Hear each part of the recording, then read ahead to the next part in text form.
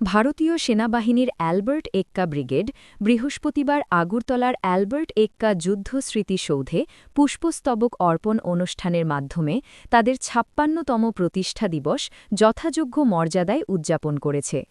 এই অনুষ্ঠানে শহীদ বীরদের প্রতি গভীর শ্রদ্ধা নিবেদন করা হয় এবং জাতির প্রতি বীরত্ব, ত্যাগ ও অটল সেবার ঐতিহ্যকে পুনর্ব্যক্ত করা হয়।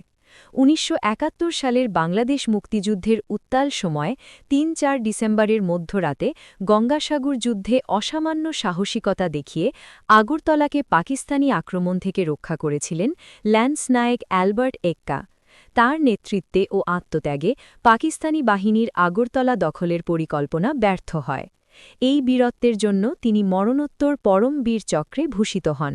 ১৯৭১ যুদ্ধের পূর্ব ফ্রন্টে একমাত্র পরম বীর চক্র বিজয়ী। ১৯৪২ সালের ২৭ ডিসেম্বর ঝাড়খণ্ডে জন্মগ্রহণকারী অ্যালবার্ট এক্কা ১৯৬২ সালে বিহার রেজিমেন্টে যোগ দেন এবং ১৯৬৮ সালে ব্রিগেড অফ দ্য গার্ডসের ১৪তম ব্যাটালিয়নে স্থানান্তরিত হন। গঙ্গাসাগরের শত্রুর সুরক্ষিত বাংকার থেকে তীব্র গোলাবর্ষণের মুখে গুরুতর আহত হয়েও তিনি একাই এগিয়ে গিয়ে বেয়োনেট ও গ্রেনেডের সাহায্যে শত্রুকে নিস্তেজ করেন, যা ভারতীয় বাহিনীর বিজয় নিশ্চিত করে। অ্যালবার্ট এক্কা সহ ১১ জন শহীদ সেনার দেহ আগরতলার উপকণ্ঠের ডুকলির শ্রীপল্লী ব্যামে সমাহিত।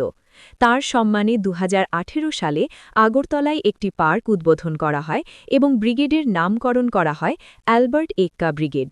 সম্প্রতি ব্রিগেডটি আগরতলা মিলিটারি স্টেশনে স্থানান্তরিত হয়েছে, যা এই উদযাপনকে আরও তাৎপর্যপূর্ণ করে তুলেছে।